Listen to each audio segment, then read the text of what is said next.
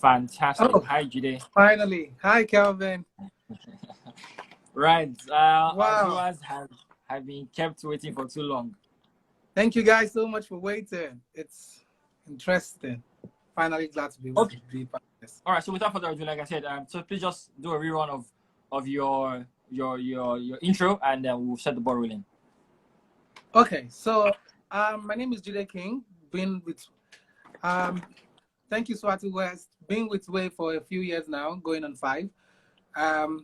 Currently lead curriculum development and instructional design. Started as an in-house trainer, grew over the ranks. Before then I used to be a teacher in a school, and so most of my experiences got center around youth development, education, youth empowerment, growth, professional development. And so it's been a very interesting journey for me. I am super excited about today's topic and looking forward to all the interesting conversations that we'll be able to have today. Thank you. Awesome. Thank you, Judy. Context around the session was we realized that checking in on our alumni and all our clients, there was a bit of struggle with people being withdrawn. If you ask, so job losses. So and I know that many times it was attributed to job loss, environmental factors, the lockdown. So there's a lot of mental stress and detachment, and so that was the reason for this session, to just keep you let you know the context around why we chose the session, and of course who better to help us do justice to the topic than you. So the first question I'm going to ask you is, have you experienced within the 3 months, particularly within the 3 months of the lockdown, or 2.5 months if you like, have you had experience with young people sharing this situation as well? So mental detachment and being withdrawn. I would say yes, right? And even experience with young people, yes. Experience with myself, yes, because I'd like to think I'm a young person. So even myself, I had gone through that phase at I think sometime in the middle of last month, or towards the end of last month, as a matter of fact.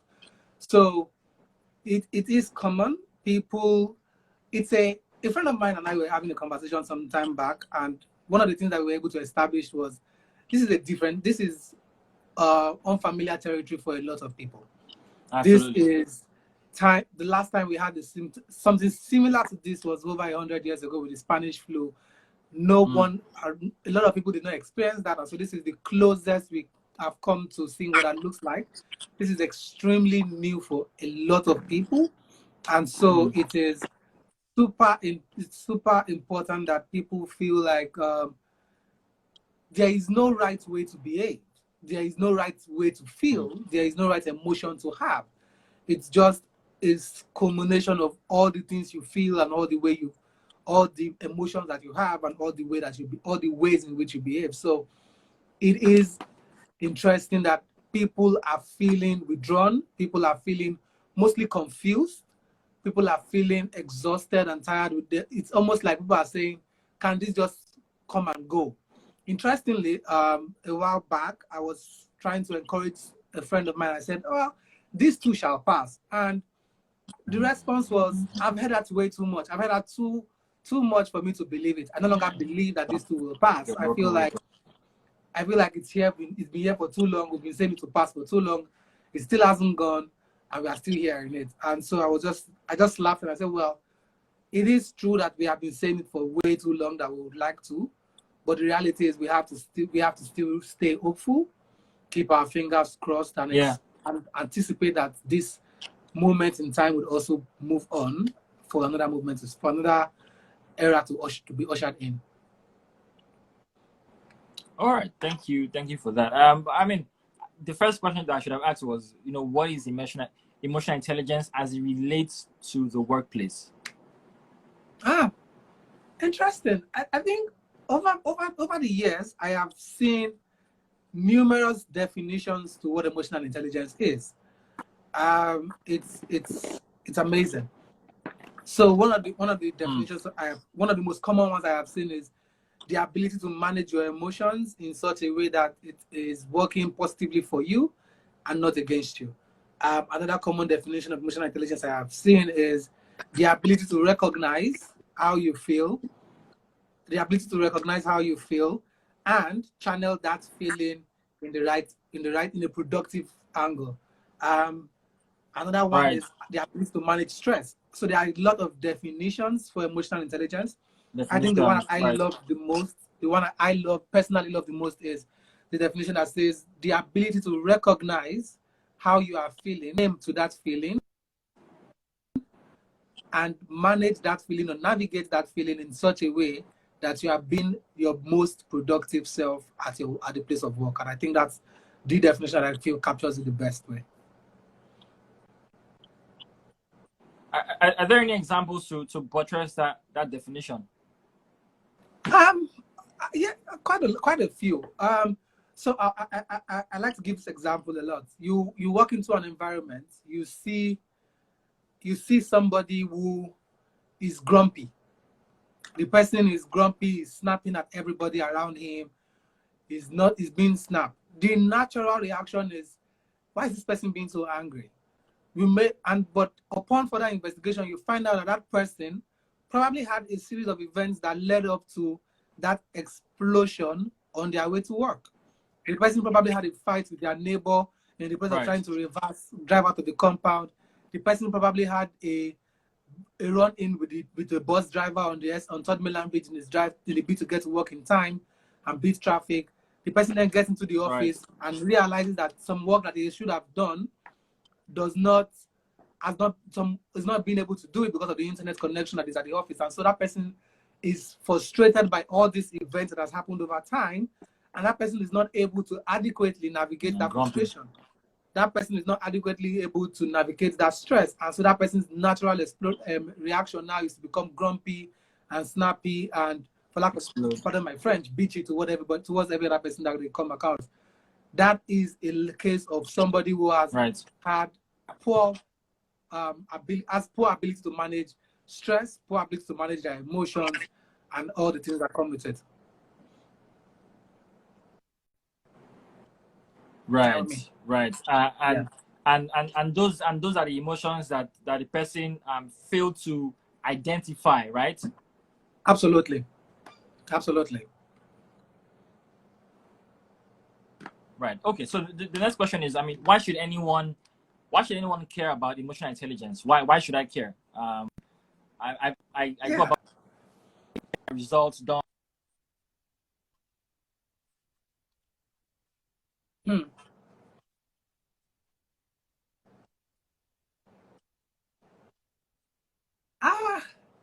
I'll give you an example.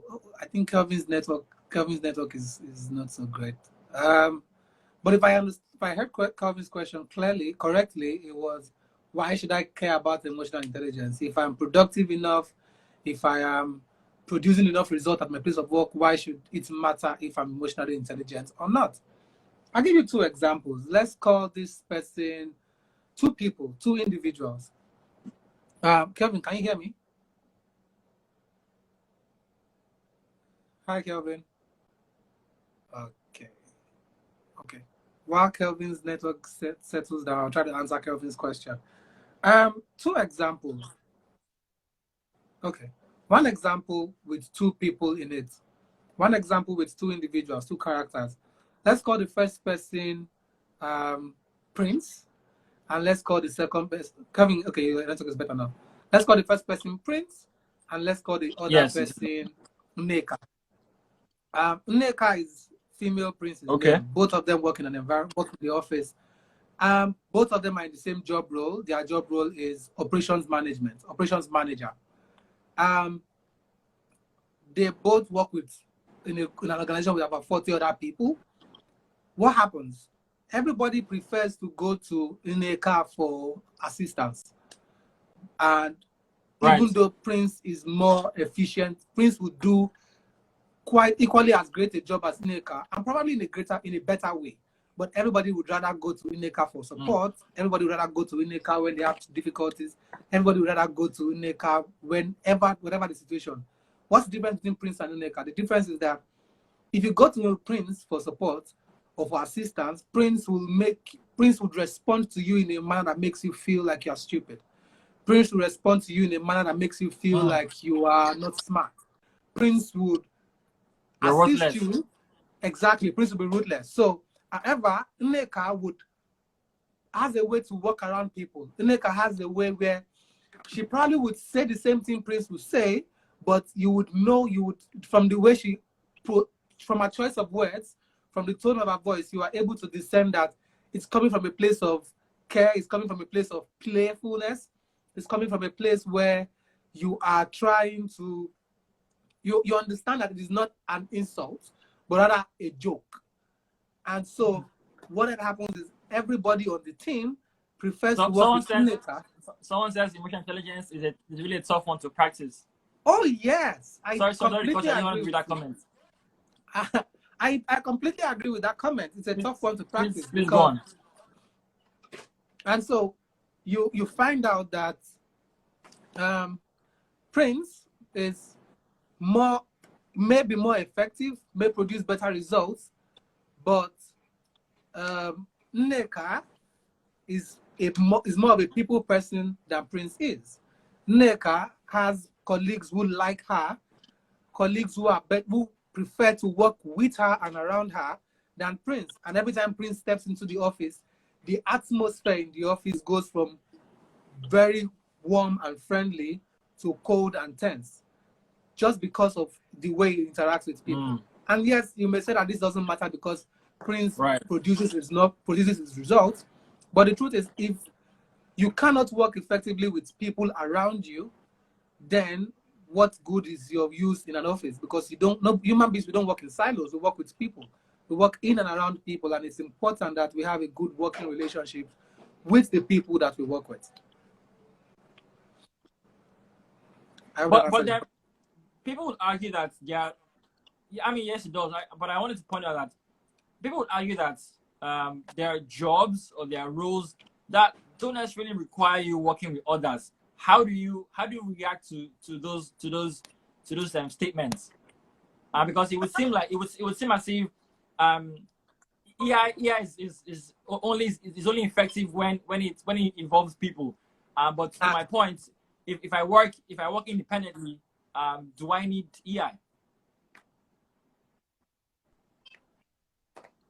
Okay, very valid question. If I work alone, if I don't work with people, do I need EI? Absolutely. I think one of the reasons, an article that was published many years ago, one of the most important reasons why they say that EI is important is, apart from relationship management, another very important reason why EI is important is for your own health, for your own physical and mental health. It is important because if you're not okay emotionally, if you don't feel great with your own self, then it produces a lot of mental stress for you. It produces a lot of mental stress for you. You are not able to adequately be effective at your place of work. So you find out that you may work alone, you may not necessarily work with people. However, your ability to stay sane, your ability to not be stressed and pressured a lot of time, also rests very greatly on EI, on your ability to be emotionally intelligent, because it's your ability to manage all the various situations around you, all the various blows that life is throwing at you, also helps you your ability to manage all that keeps you sane, keeps you in the right frame of mind at all times. So what I hear you say is it's crucial for self-awareness. Yes. Before before even interacting with others. So you need it for your own sanity. Absolutely. Before interacting with others. That's what I hear you say. Is that correct? Yeah. Just to that point, there are several components of emotional intelligence, and in all the components of emotional intelligence I've seen, there are people that say there are 4 components. There are people that say there are 5 components. There are people that say there are 2 components. But in all the components of emotional intelligence that I've ever seen, the number one on every single one of them is self-awareness. the number one, the first thing they all would agree on is self-awareness. And what is self-awareness? Self-awareness basically is your ability to know yourself, your ability to recognize emotions in yourself, your ability to adequately explain how you are feeling at every time T. That's self-awareness. And so it is important that at all times you are able to recognize how you are feeling. You are able to identify your own emotional states before you begin to talk about your relationship with others, before you begin to talk about relationship management, before you begin to talk about your ability to be empathetic rather, and all the other things. So yes, self-awareness is the foundation for all the other components that stem from emotional intelligence.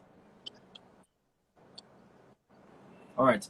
So please keep your questions. So I'm seeing some questions already, but please keep them.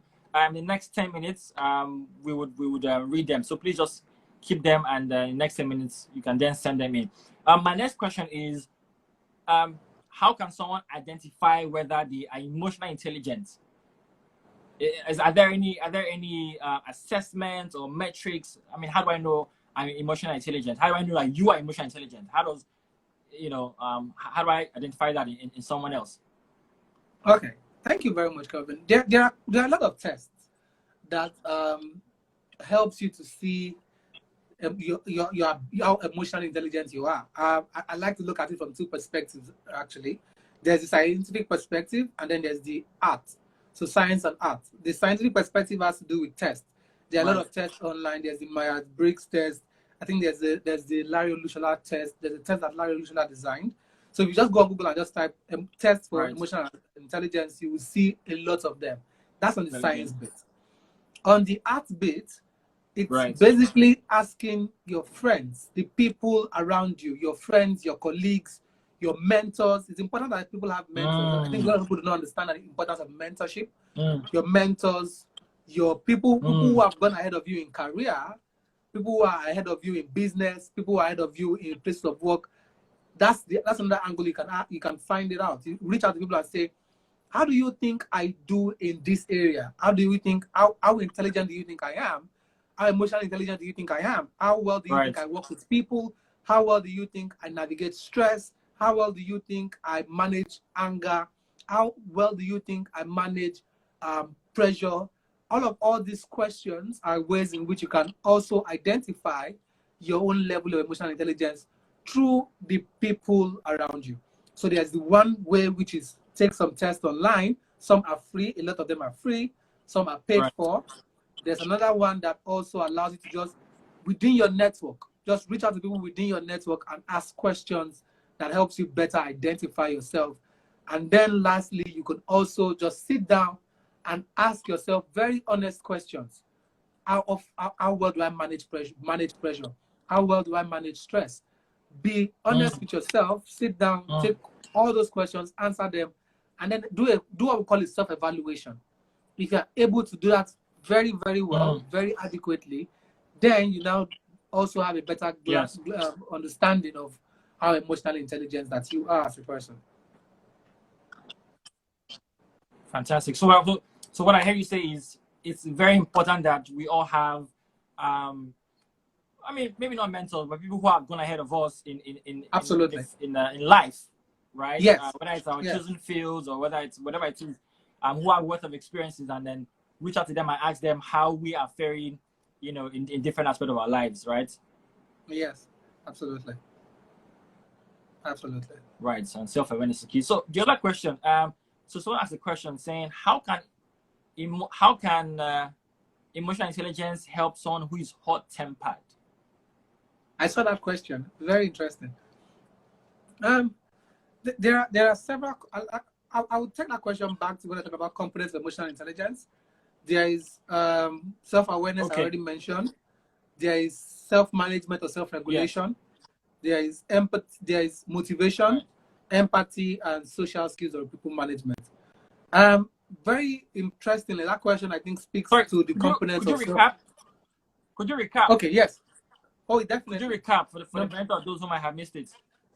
Okay, so I said there are 5 components. The first one is self-awareness. Okay. The second one is self-regulation or self-management. The third one is motivation. Okay. The fourth one is empathy, and then the last one is social skills or Empathy. people management. And so that question about being hot-tempered and emotional intelligence, it's very important that you are focused. That person identifies self-awareness and self-regulation. The person seems to already know that they are hot-tempered, which is great. You already know that one aspect. However, you are hot-tempered. That's wonderful. But there's another question we need to understand. What triggers that anger? Because for every person who gets angry and who's hot-tempered, there is a trigger. We also, as we are trying to understand how angry we get, we also need to understand what triggers that emotion, what triggers that anger, what triggers that behavior. Because it is important that we know what the situation is, anger, then also understand what our triggers are. Now, having understood what the emotion is and what the triggers are, it's now important that we find self-regulatory steps, procedures, self-management. How do I manage myself?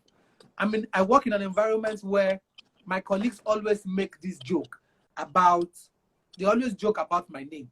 For example, I have a friend whose name has a very funny name. And one of the ways I tease him is by mispronouncing his name intentionally. Initially, he used to get upset. He used to be very upset about it. And when he gets upset, guess what? It makes me happy. And so I do it even more. And that's what people don't understand. The more you get upset about something, when somebody's intentionally poking you, your anger will make that person continue to behave in that way you don't want them to behave. So what did my friend end up doing? My friend realized that he had several choices. Number one was to continue getting angry and realizing that anger would never yield any results. Number two was to find a coping mechanism for it. Yeah. So there are coping mechanisms that help coping mechanism. Yes, coping mechanisms. There are internal coping mechanisms and there are external coping mechanisms. One of the internal coping mechanisms can be to ignore. I can choose to ignore that person. I can choose to ignore that circumstance. I can choose to not see it as a problem. I can choose to look away in my mind. I can choose to have a mental interpretation for it. I can choose that in this person, even though this person is trying to anger me, I can choose to interpret that as this person is trying to play with me. That is internal coping mechanisms. I have found an excuse for the behavior that person is exhibiting, and that excuse now allows me to better relate with that person. An external coping mechanism could be to walk away from that environment, walk away from that situation. If I'm able to work in another office, if I'm able to get another job, people need to understand that you are not handicapped. You are not conditioned. I always say this thing as a joke to people. You're not a tree, which means you're not planted to that spot. Your roots are not deep in the ground. You're not rooted. You're not rooted to the spot. Thank you. You have legs, walk away. You have legs, move. Your choices are limitless. But the problem is people do not see those choices because they are either blinded by emotion. I think self-awareness. I think you probably speak to not being self-aware. Maybe. Exactly. So how aware are you about your environment, your choices, the options available to you? That also then is the case. So for somebody who is hot-tempered, you've done a great job. You've done the first step. You are aware that you're hot-tempered. Awesome. Second step, what triggers my anger? What triggers me to be hot-tempered? What triggers me to flare up? What triggers me to shout out? That's second step. And the third step, what are the options available to me to mitigate against that trigger, to walk away from that situation, and also to move on to something else that is more productive and more available. Right. So self-awareness is critical. Self-regulation, and then coping mechanism. So yes. I like that flow. First of all, I must recognize that I have these emotions, these flaws, so to speak, and then know how to regulate the emotions and how do I cope in different instances. Yes. However, I would Thank say you. that So the question. Sorry, just one quick question, comment, Kelvin. I would say that a behavioral patterns, a way in which a person behaves, do not consider your behavior as a flaw, because the word flaw connotes that there is something wrong with me. I am damaged. There's nothing wrong with you. There's just a way you behave that you have not found a better way to behave, and so you have a behavioral pattern that is not its best form yet. Doesn't mean that you are flawed as a person. So okay, you have recognized that behavioral pattern Law, that is not right. yet perfect. Now you're working on making that behavioral pattern more better than, or rather better than what it currently is. So yes, just wanted to add that comment to it. Please go ahead. Right. So it's not a flaw, it's just a behavioral pattern that is not that's not good for you. Exactly. That's not helping you live your best life. Thank you. Wow, awesome. Thank you for that. There's a question here by Swati West that says, do you think disliking or hating people who are sadists or ignoring them helps you to manage your own emotions? I hope I got that question correctly. Do you think that disliking or hating people who are sadists or ignoring them helps you manage your emotions? So if you've identified people who dislike or they hate you, and you're ignoring them, does it help you to manage your emotions? I think maybe. A friend of mine would say that there's no perfect way to protect your own emotional health. It's important to say that your emotional health comes first. Your own emotional health as a person is priority, and so it is important that in every instance you are looking out for your own health first. And so it is important that we mention that if a Kelvin, for example, chooses to ignore people who are disliking him, and that choice makes Kelvin feel better, that doesn't necessarily mean that if me, Jide, choose to use the same technique, it will work for me, because we are built differently. So it's not one size fits all. Exactly. It's not a one size fits all. There are many angles. There are many ways to deal with it. For Kelvin, ignoring them may work. For Jide, it may mean having a conversation with this person or involving a third party. For Ruth, it may mean that just calling this person out and saying, you know what, let's fight. There are different techniques that works for different people depending on how it is. Let's hash it out. Let's have that healthy conflict, so to speak. Exactly. It then helps us to have a better relationship with ourselves, have better conversations with ourselves. But let's be mindful that I will not say that ignoring them is the best way, because it may be the best way for me, doesn't necessarily mean that it's the best way for you. There is no one size fits all when it comes to dealing with your own emotional health. Right. And I mean, just bringing it back to the context of the session, it's the workplace. So how am I being my best self? How am I ensuring that I'm able to work well with people? I don't think that ignoring people who dislike you or who hate you bodes well for you. Exactly. In the workplace. Absolutely. Because the beautiful thing about the workplace is every office, every work environment is one whereby the nature of work is interwoven. Your work affects somebody else's work, which affects somebody else's work. And if it's a situation whereby the person who you need to report to you is the person who you perceive dislikes you, and you choose to ignore that person and not have a conversation about it and not interact with that person, your own productivity level will also dwindle. Your own productivity level will also suffer. And so it may not be the best approach, considering that it's a work environment. Absolutely. Awesome. Another question I have is, so given the current situation with the pandemic and the lockdown, and people already being wired to just be detached, right? What suggestions, what advice, what tips do you have for people to begin to reconnect with themselves. So I've detached from myself or from people. How can I reconnect going forward? Thank you. A Dutch emotional intelligence expert, Harvey, I can't pronounce the last name, so I'm not going to try. Harvey, he released an article a couple of months ago, and highlighted several steps on how you can remain emotionally intelligent in this crisis.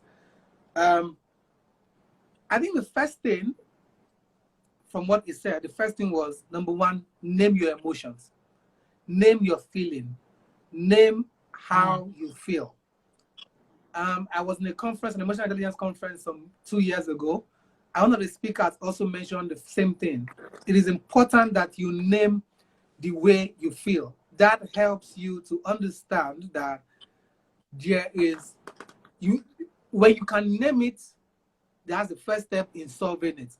If you can identify the problem, you have one step closer to finding a solution for it. So name that. Sorry to cut you. What if I say, so someone asked me, I say, listen, I don't know how I'm feeling. I'm not myself. I don't know what I'm feeling. Okay, that's interesting. Because the truth is, it happens to a lot of us. A lot of us. And I use the word us because I am not exempt from these situations. It happens to a lot of us. How are you feeling today? I don't know. I just don't feel like myself. Now, there are textbook answers to that. There is the one about read books, drink water, walks. Oh yes, there are many things you can do.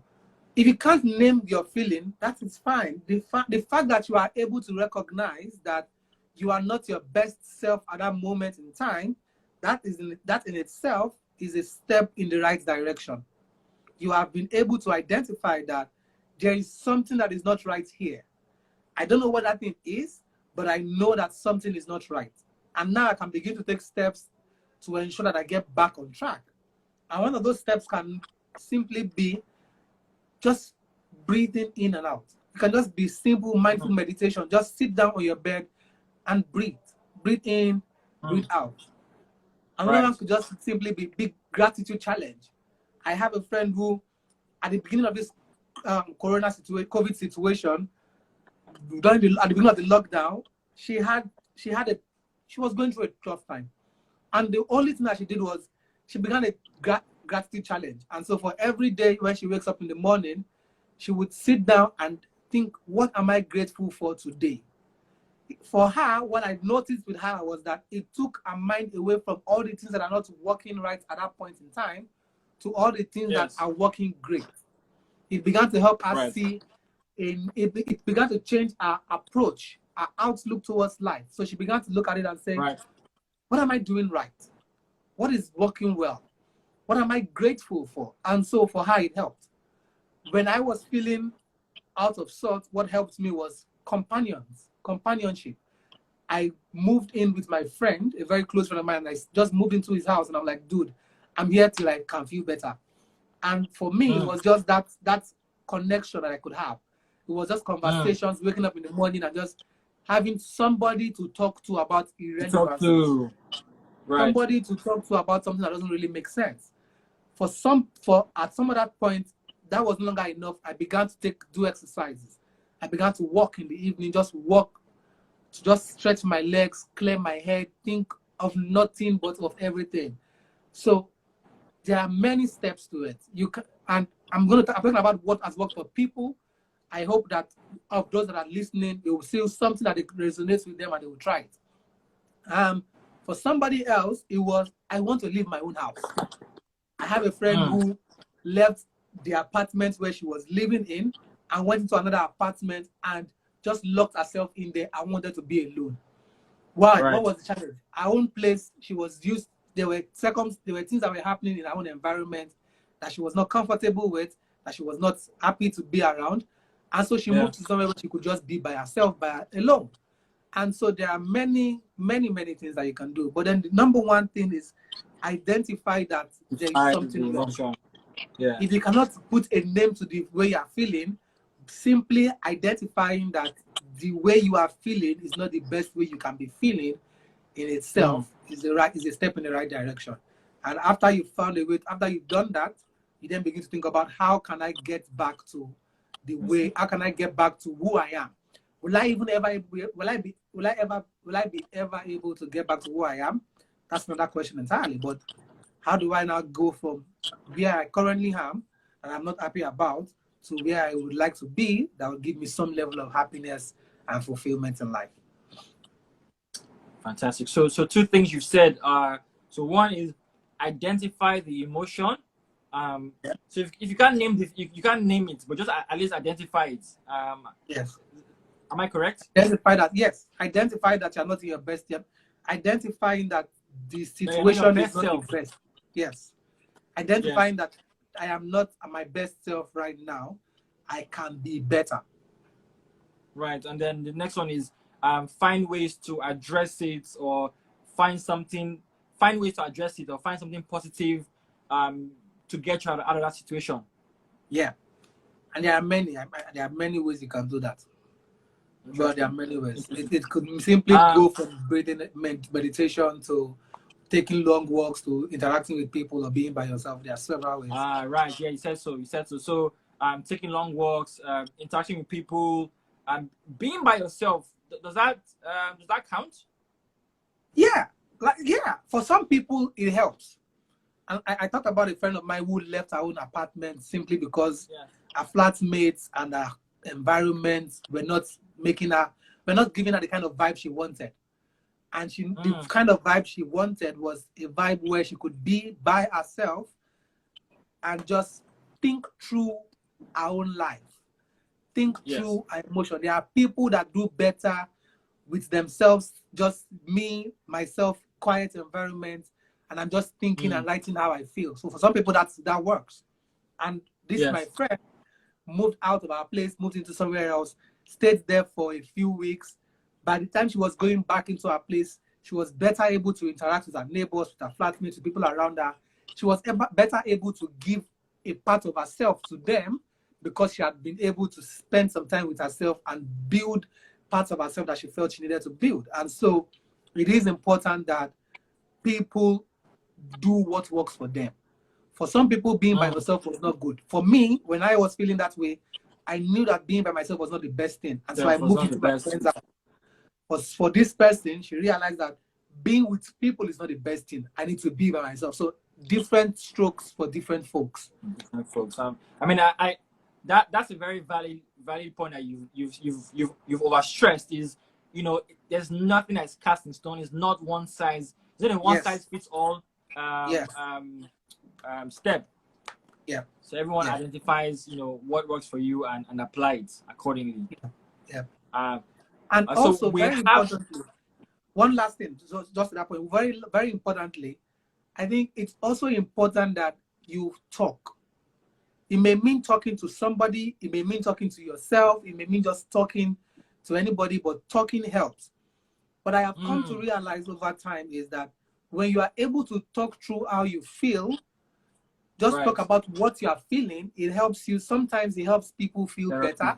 Sometimes it helps people. Exactly, therapy. Exactly, it's therapeutic. So just talk out loud. You may have somebody you trust you can speak with and talk to and just share with.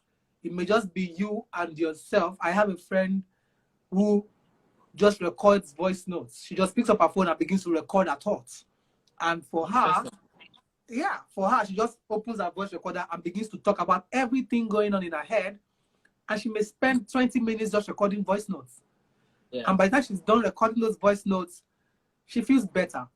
Sometimes she listens to them and just helps her to navigate her emotions. Sometimes she just deletes it.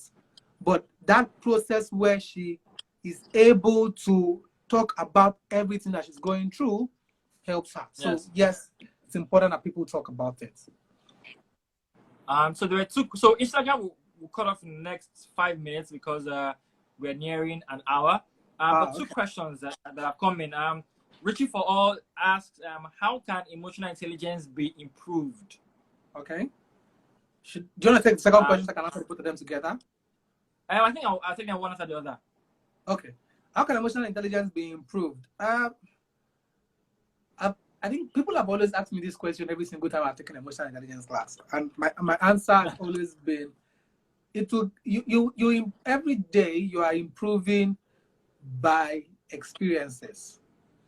Through experiences. Through your experiences. I was having a conversation with a very close friend of mine some days ago, and we talked about the fact that what we knew and believed and agreed to be right 9 years ago, today we think that those things were ridiculous.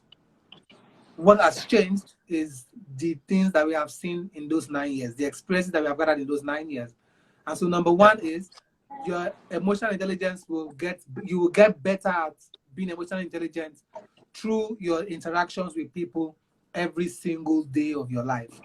That's one. Secondly is the fact that as you go through life, as you interact with people, as you attend trainings, as you attend seminars, as you attend courses, as you attend workshops and webinars, you also pick tips and tricks on how to better increase your emotional intelligence levels. So you go to workshops, you hear 1 or 2 tips that helps you develop better emotional intelligence. You pick it and apply it to your life. As you go through interactions with people, you also hear things that are important and makes life easy. You pick it and apply it to your life. So for all those things, all those trainings that you go to, you hear things that just help you get better at doing it. That's number 2. And then number 3 is, as long as you are an individual who is open-minded, an individual who is open to learning, an individual who is open to being better, who is aware that I do not know enough. As long as you have that mindset, you are definitely in the right track to building emotional intelligence, because you will go through every single day, you will interact with people, you will talk to people, you will meet with people, and you will realize that I am learning how to better be emotionally intelligent. So like somebody put in the comment section, every day is a learning. Every day is a learning, and you have to be open to seeing the lessons to be learned per day. You have to be open to seeing the lessons that are available to be learned per day, because as you speak to somebody and you see the impact of the things that you are saying to that person, you realize that, oh, there's a better way I could have had this conversation. There's a better way I could have expressed this disappointment. And by so doing, you are developing that's my response to that. Awesome. And then final question. So there's a comment here from Melody that says, firstly, become more self-aware. What are your triggers? And once you identify these, what are your triggers? And once you identify these, be intentional about not letting them decide how you act. Thank you, Melody. Absolutely. Final question before we round off is, what is the relationship between EI and motivation? And I think that you mentioned that motivation is a component or is a subset of EI. Am I correct? Yes, absolutely. Yes. It is a component of emotional intelligence. It's one of the 5 components of emotional intelligence. What is motivation in itself? Motivation, simply put, is the driving force, what makes people do what they do. The reason behind why people act the way they act. For example, Wave is motivated by the need to level the playing field for youth. And so every action that Wave embarks on will be geared towards that motivation. And even when there are things that they want to do, if it doesn't help them achieve that goal that they have set aside, then they would look the other way. And it's the same thing. If every individual recognizes what their motivators are, if every individual recognizes what their driving force in life are, then it also helps your mental state. If you know that every day I am waking up and I am one step closer to achieving my goal, I am taking steps to achieving my motivators, you are in the right mental space to act accordingly that day. you are able to behave and act in a way that helps you get to your goal. And so when you recognize what your motivators are, when you recognize what makes you happy, what makes you do the things that you do, then you are able to be more in being a better mental state and a mental equilibrium that allows you to be more effective and productive in life. And so that's just very simple fact. Your motivators play a part in how well you are happy, how well you are excited about life, how your mental state is remaining at a balanced level at all times. I hope that answers the question. Right. Yeah, it does. Yes. I mean, if you don't mind just recapping the 5 components. So what I have here are 4 components. I have self-awareness. I have self-awareness. I have self-regulation. I have motivation and social skills. But I heard you say 5. Yeah, the last one is empathy. Empathy. Got it. Empathy. Thank you. So Swati West is saying, I'll be happy if we have presentation slides for this session. We don't have slides. We don't. But what we do have is an online training. So we have an online training on different courses, and thankfully EI is one of the courses that we'll be training on over the next, I think starts on the 4th of June. So if you're interested in learning more about EI, I mean, this has been a very impactful session. I've learned a lot. I feel like we could go more, but obviously we'll get cut off anytime soon by Instagram. So if you want to learn more about EI, it's a very powerful tool, a very powerful skill. Please click the link in the bio to register for the training, and you will be contacted as to how you can get involved. Once again, we have a training that's coming up in the next on the 4th of June. So you need to start applying now so that you can get contacted. Click the link in the bio, leave your details, and you will be contacted. All right. Thank you so much, Jide. The glitches that we had with the internet, I mean, this session has made up for it. Thank you also to all the viewers that stayed through, and I'm looking forward to the next session that's on Thursday. All right, thank you guys so much, and we'll have the replay. So yeah, we have 1 minute 40 seconds left.